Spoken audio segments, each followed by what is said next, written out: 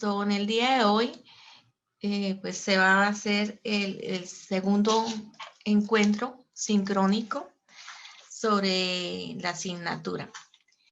Recuerden que la neuropsicología es importante en los procesos cognitivos en el estudiante, ya que ella nos va a aportar varios factores, como la clase pasada en el encuentro, primer encuentro, se dijo que en la parte Hola. biológica, en los procesos biológicos, en los procesos de adaptación, la parte cultural, se encuentran todos los procesos de aprendizaje.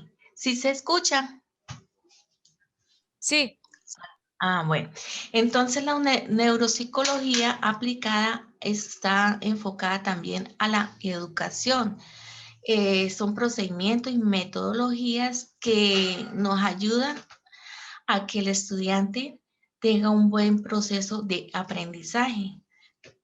Acuérdese de los métodos, las técnicas que se aplican para que ellos alcancen todo aquel proceso de aprendizaje, pero lo primordial se encuentra que con las bases biológicas, ¿no? Después vamos al contexto cultural y el proceso de enseñanza. Recuerde que en este proceso de aprendizaje el estudiante debe tener una estabilidad emocional como un proceso existencial, ¿sí? Del ser. Tiene que encontrarse los componentes como el ser, que es el primordial, el, el conocer, que son los procesos cognitivos, y el hacer, que son los procesos de adaptación. Con ese conocimiento, el que va a realizar a través de su medio, su cultura o medio social. Implica un enfoque en la intervención desde los niños hasta los adolescentes y todos los que se encuentren en el proceso escolares.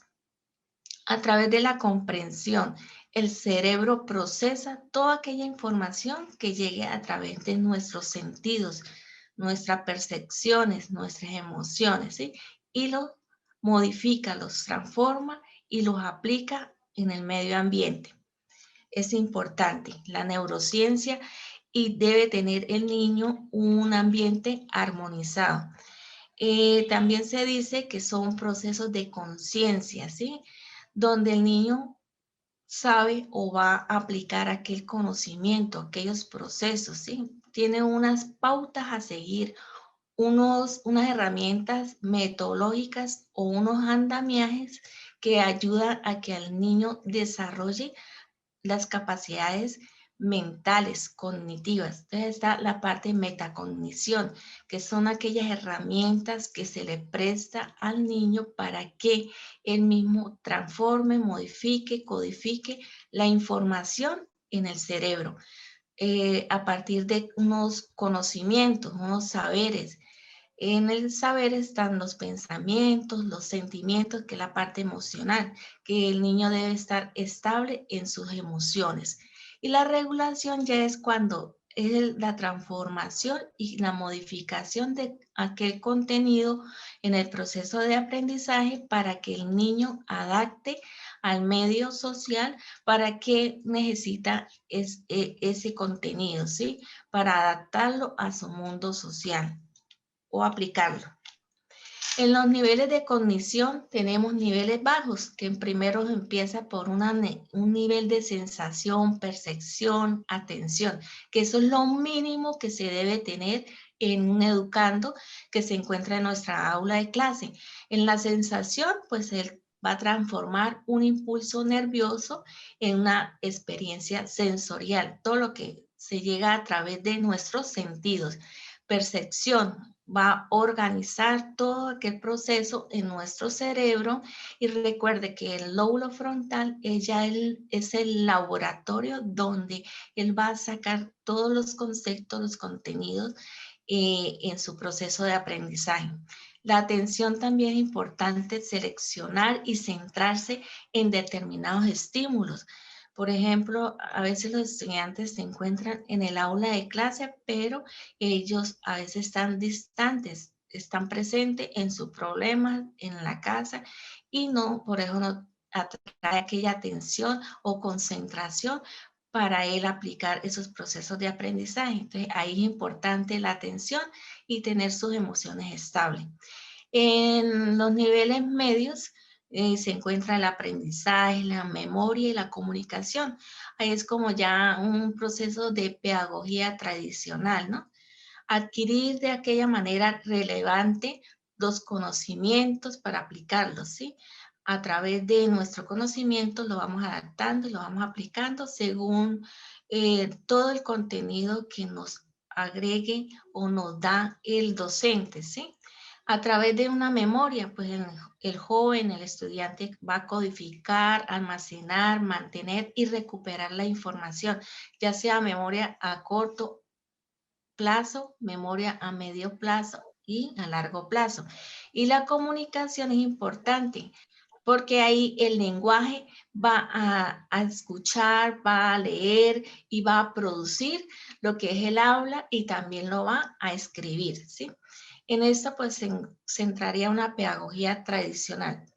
Y ya la pedagogía contemporánea, pues los niveles deben ser altos a través de que un razonamiento, una lógica, para qué me sirve este contenido, cómo lo puedo transformar y llevar a mi vida cotidiana. Entonces, extraer inferencias y llegar a conclusiones válidas. Siempre un problema tiene una o varias respuestas, ¿sí? La creatividad, la innovación es importante en el educando, ¿sí? Producir muchas ideas, muchas lluvias de ideas variadas, originales y detalladas. Importante la innovación en el estudiante. Por eso es en esta pedagogía contemporánea, el docente es como el guía, el orientador, va dando pautas o aquellos andamiajes para que ellos tengan esos pasos, para que ellos transformen el concepto a través de algo que ellos necesiten y puedan innovar los procesos de aprendizaje. Y también se debe tomar la toma de decisiones para proponer o dar opciones, evaluarlas y elegir la mejor respuesta para darle la solución a un problema en los procesos de aprendizaje. Y por último, pues se resuelve el problema, que es proteger soluciones, elegir la mejor solución, verificarla y evaluarla. En esta se aplica pues la pedagogía contemporánea, pues el maestro guía para que el niño vaya descubriendo el conocimiento y así adquiera habilidades y él se pueda adaptar a cualquier medio social. Wars y Pars dice que hay que tener recursos cognitivos, que está la metacognición, autorregulación, ya que en la autorregulación va mucho la parte de la motivación, motivación intrínseca, motivación extrínseca. La motivación intrínseca es la parte interna, la satisfacción interna que tiene el estudiante de descubrir nuevos procesos de aprendizaje, ¿no? Ahí es donde el estudiante se vuelve inquieto y explora y da ideas y da soluciones, va dando varias soluciones a ciertas problemáticas en el aprendizaje. Es importante esa motivación intrínseca. En el aula de clase es importante que motivemos que al estudiante que no se quede con el poco conocimiento que se le da en el aula de clase, sino que él investigue, explore y descubra los conocimientos y los modifique, porque él también puede ser constructor de un proceso de aprendizaje o de una teoría. Ellos interpretan la información, el pensamiento comprensivo, las habilidades de comparar, clasificar, analizar, sintetizar y dar secuencia a un proceso. Ellos evalúan, tienen que ser evaluadores de su propio conocimiento. Entonces, es donde va a nacer o a renacer un pensamiento que es crítico. Tienen habilidades como investigar a través de otras fuentes, no solamente con el conocimiento que arroja o da el docente, sino ellos exploran otras fuentes, otras bibliografías, artículos, interpretan las causas y predicen efectos ¿sí? Lo que es causas y efectos de un problema.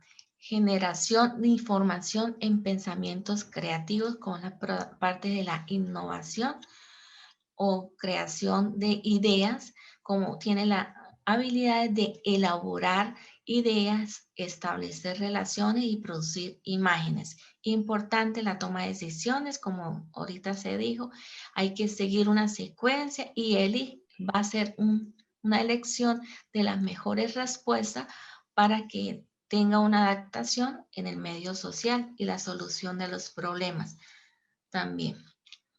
Los métodos en el proceso de aprendizaje tenemos métodos deductivos. En el método deductivo, como decía David Ausubel, este método debe traer conocimientos ya aprendidos de un nivel a otro nivel cuando se pasen. Por eso es importante a través de la técnica del diagnóstico, hacer un diagnóstico cuando tenemos el estudiante iniciando una asignatura. ¿Qué presaberes sabe o contiene el estudiante, ¿sí? Ahí es donde el estudiante va a demostrar todo su proceso de aprendizaje, lo que contiene en su proceso cognitivo. Es importante ese aprendizaje significativo que va desde lo general a lo particular. Dice, el profesor presenta conceptos, principios y definiciones o afirmaciones en las que van extrayendo conclusiones, consecuencias o se examina particulares sobre las bases de las afirmaciones generales presentadas. Entonces van de lo general a lo particular. En el método deductivo es muy valioso cuando los conceptos, las definiciones formuladas o leyes y principios ya están muy asimilados por el estudiante y puede a partir generar unas deducciones, evita trabajo y ahorra tiempo, ya que ellos tienen una base, un proceso, unos conceptos para ellos significativos, relevantes, que de ahí lo va de un proceso de aprendizaje que va desde lo general a lo particular. En el método inductivo aparece el autor Jerónimo Brunner, donde él dice que la experiencia va desde lo específico a lo general. El método es más activo, es más de descubrimiento, ¿sí? El niño busca aquellos saberes, no se queda con lo que el profesor, la pequeña parte que el profesor le da a él, sino va buscando a través de un aprendizaje por descubrimiento. Debe ser guiado por el docente, sí, tener aquellas pautas que es el mismo andamiaje, es los mismos pasos, qué procesos metacognitivos debe tener el estudiante, ¿sí? Qué fichas, qué pasos de memoria, también qué debo descubrir, ¿sí? En estos procedimientos puede llevarlo a un descubrimiento científico, sí. Se basa en la experiencia, sí, en la participación, en los hechos y posibilita en la gran medida la generalización de un razonamiento global. Entonces, de ahí vamos desde unos ejemplos, ¿sí? Va desde algo específico que puedo darle a los estudiantes unos ejemplos, ¿sí? Por ejemplo, vaca, perro. Entonces, algo ejemplo que es, entonces sería, vamos hacia lo general, pues son los mamíferos, las características de ellos, ¿sí? El método de generación de reglas a partir de ejemplos, como les dije, sea un ejemplo y de ahí vamos sacando características y los vamos agrupando para sacar aquellos conceptos o definiciones de una temática. Métodos de analógicos o comparativos, que son la semejanza, donde el estudiante eh, hace semejanza de las características. Por ejemplo, vamos a organizar conjuntos de mamíferos, pues las características de los mamíferos. Las características o semejanzas análogas de las aves, que tienen pico, plumas, son bípedas. Entonces son aquellas características que nace desde un ejemplo de una cosa, de un animal, para generar características semejantes a ese proceso de aprendizaje. el pensamiento va de lo particular a lo mismo particular. Cuando los datos particulares que se presentan permiten establecer comparaciones que llevan a una solución por semejanza, pues se procede por una analogía. Entonces son una semejanza, las características iguales de algo, de un sujeto, un objeto, para dar aquel proceso de aprendizaje. También es importante el método científico, ¿sí? Todos los pasos. Y en el estudiante es importante resaltar el proceso de observación, ¿sí?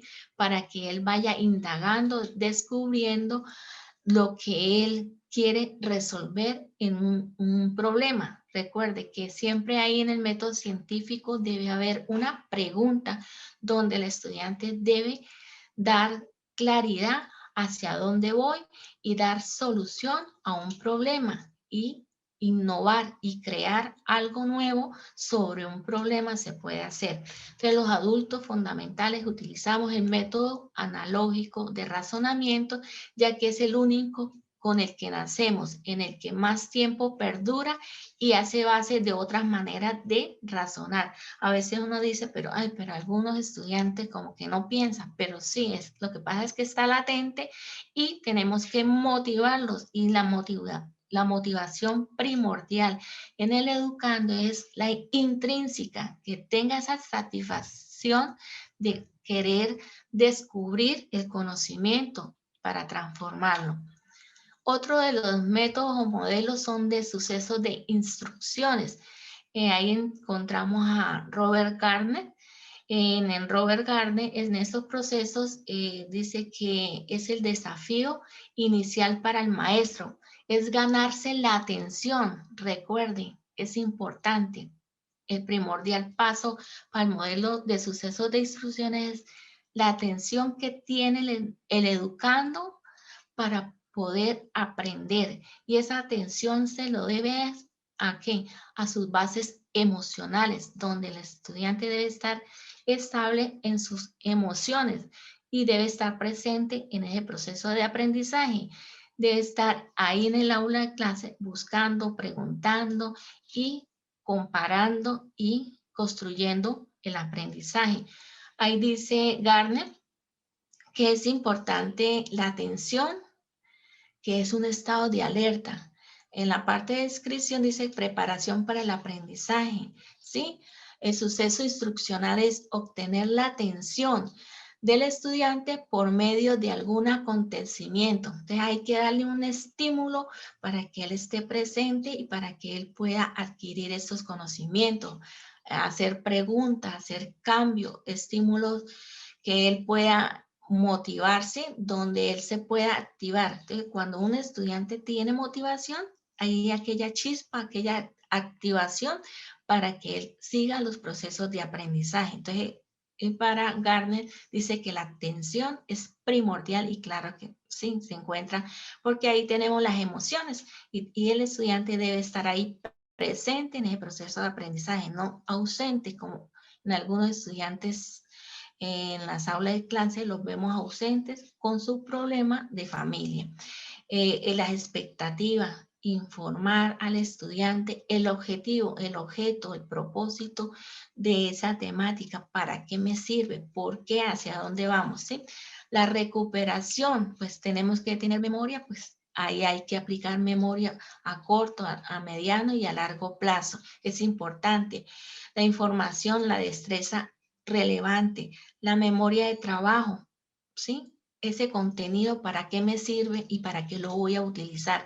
Estimular el recuerdo de los conocimientos previos, ¿sí? Entonces, aquel aprendizaje significativo que traigo del grado anterior o el semestre anterior, para qué lo voy a utilizar. Adquisición y desempeño. Está la percepción selectiva de rasgos y estímulos, presentar el material, destacar las características distintivas. Hay que hacer aquel relevo o resaltar aquellos conceptos que son importantes en la temática. Codificación, almacenamiento. es proporcionar aprendizaje, orientación, estimulación y ejecutarlo, ¿sí? ¿Dónde están las funciones ejecutivas? Pues en los procesos de aprendizaje, en la escritura, lectura, en el cálculo, y donde se va a realizar todo aquel laboratorio de aquellos conceptos en el lóbulo frontal. Aquí en el lóbulo frontal es donde ya va a organizarlo y va a codificarlo. Recuperación y respuesta estimula la ejecución. Hay que hacer reforzamiento, sí. Ahí se trae a colación la teoría del condicionamiento, ¿sí?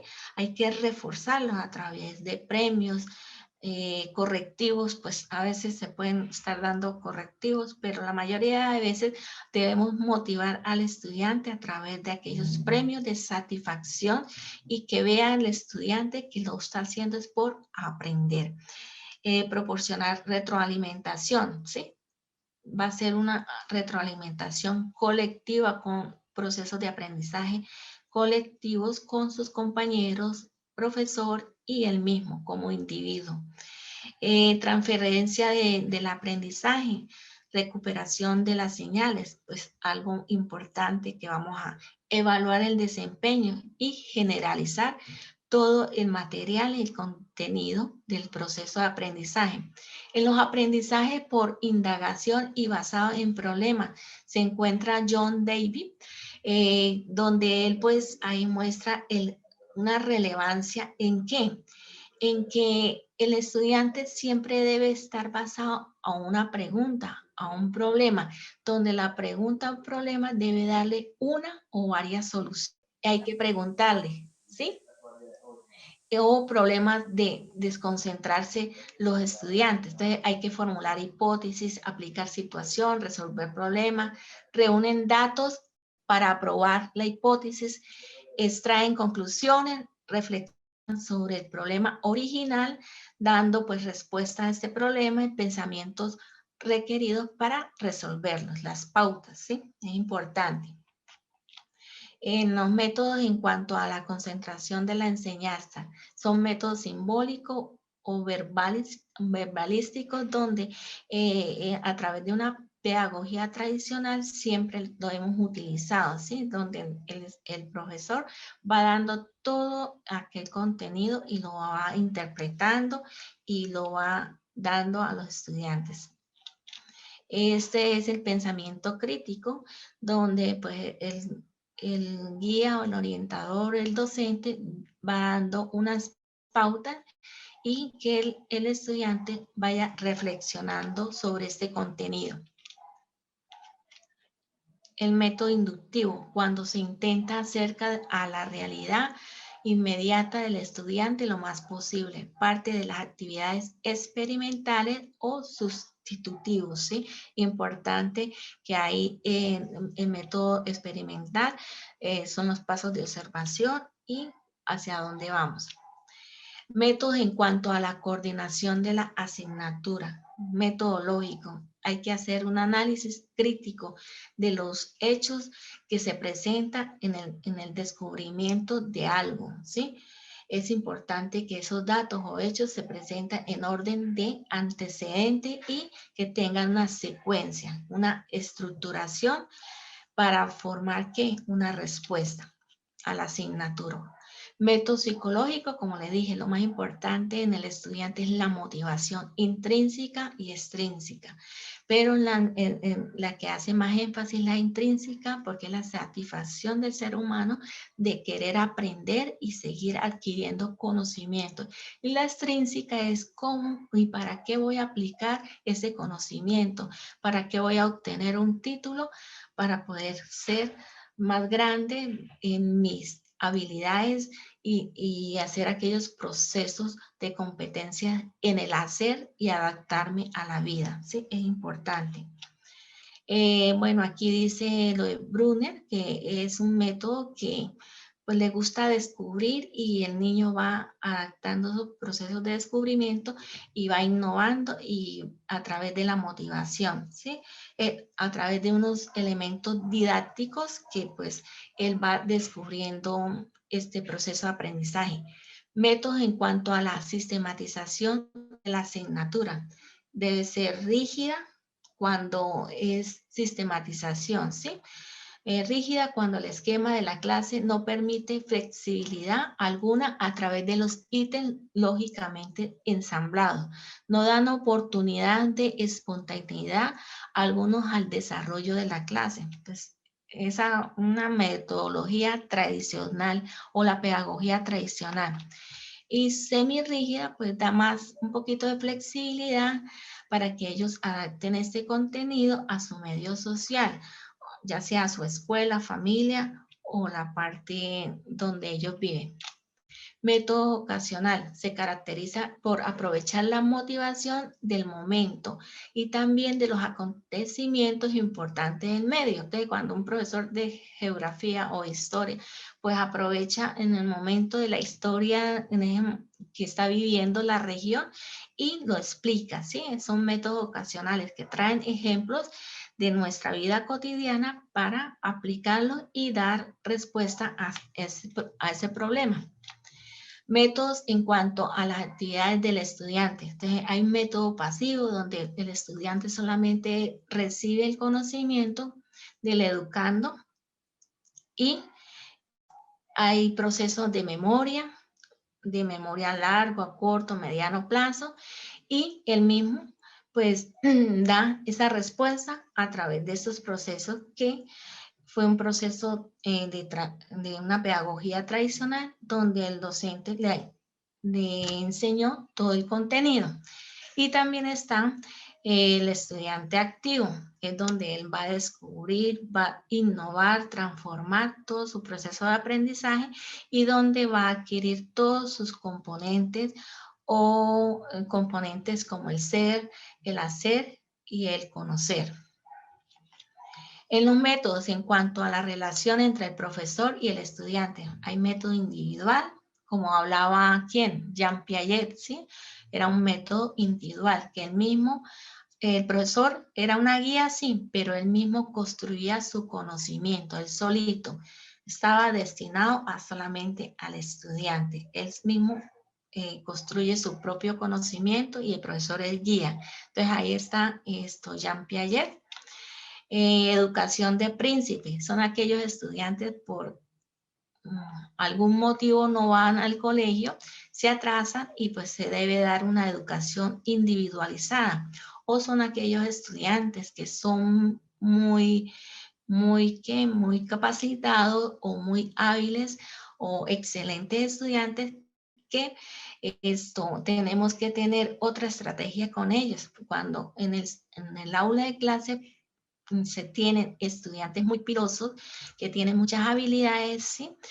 Muchos saberes, entonces hay que darles a ellos una estrategia con otros ejercicios, hay que tenerle otros ejercicios a estos estudiantes para que ellos puedan utilizar su tiempo y vayan desarrollando sus habilidades individuales, porque como grupal, pues como que va más adelantado que sus compañeros. Entonces, es una educación de príncipe, porque es individualizada, que se requiere el tratamiento para el sujeto, para el educando solito. Si tenemos un estudiante muy piloso, pues no hay que dejarlo con el grupo, sino que hay que dar otras estrategias o otros ejercicios para que éste pueda aprovecharlo y vaya él avanzando en sus procesos cognitivos, ¿sí? Porque hay estudiantes que son más pilosos que otros, ¿sí?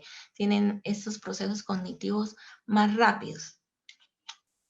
Método recíproco, llamado así virtual, cual el profesor encamina a sus estudiantes para enseñarles como codiscípulos. Es donde tenemos también llamado el método lancasteriano, que es donde tomamos al estudiantado o al educando como monitor del grupo, ¿sí? Porque entonces este nos va a ayudar como monitores a aquellos niños que van, pues, reciben o tienen debilidad en sus procesos de aprendizaje. En la teoría triarquiastina de Sternberg, cuestiona la inteligencia como una entidad única, la concibe como un conjunto de componentes que pueden modificarse. La inteligencia es multidimensional. La teoría tiene componentes analíticos, ¿sí? Metacomponentes, componentes de ejecución, de adquisición de comportamiento, importante. Habilidades analíticas se utilizan para analizar, evaluar, juzgar, comparar y contrastar. También se tienen experiencias sintéticas, se aplica a la experiencia y se adapta a las situaciones novedosas. En las habilidades creativas o innovadoras se utiliza para crear, inventar y descubrir e imaginar. En las prácticas, la adaptación del ambiente se selecciona los ambientes alternativos, modificación ambiental actual, pueden ser laboratorios, sí, experiencias de laboratorio, en campo, métodos de investigación. Habilidades prácticas son usadas para aplicar, utilizar, implementar y activar. En las inteligencias múltiples tenemos la lingüística, tenemos sistemas simbólicos, que está el fonético. La patología es afasia, dislexia, disfasia. Localización cerebral, lóbulo temporal, frontal izquierdo. Lógico matemático, ahí sistemas simbólicos son los números y la parte abstracta. La patología es un síndrome de Hertzsprung. Localización, lóbulo parietal izquierdo y hemisferio derecho. En la parte de la tipología o inteligencia está la musical, notas musicales. La patología de ellos sería una amusia. Localización, lóbulo temporal derecho. Y en visoespacial está ideográficos y el síndrome de Turner y daños visuales. Está en el lóbulo occipital derecho. Se encuentra la parte de la inteligencia corporal, que están los lenguajes de signos. La patología sería la apraxia. Se localiza en el cerebelo, ganglios basales y corteza premotora. La parte intrapersonal, símbolos del yo, incapacidad de expresar sentimientos, localización, lóbulo frontal y parietales y sistema límbico, ¿sí? Porque ahí se encuentran las emociones. Interpersonal, cómo se relaciona con otra persona, señales sociales y gestos y expresiones faciales, indiferencia de los sentimientos de los otros. Se encuentra en el lóbulo frontal, temporal, hemisferio derecho y sistema límbico. Naturalista, pues el sistema simbólico es la formulación, ¿sí? La construcción, la investigación y ¿dónde se encuentra? En el hemisferio derecho. Bueno, ¿alguna pregunta, jóvenes? No, profe. Bueno, cualquier cosita por el WhatsApp en la parte interna, ya están pues las calificaciones y pues con mucho gusto, cualquier duda, pues estoy pendiente por el WhatsApp. Bueno, que tengan un buen día. Buen día, profe.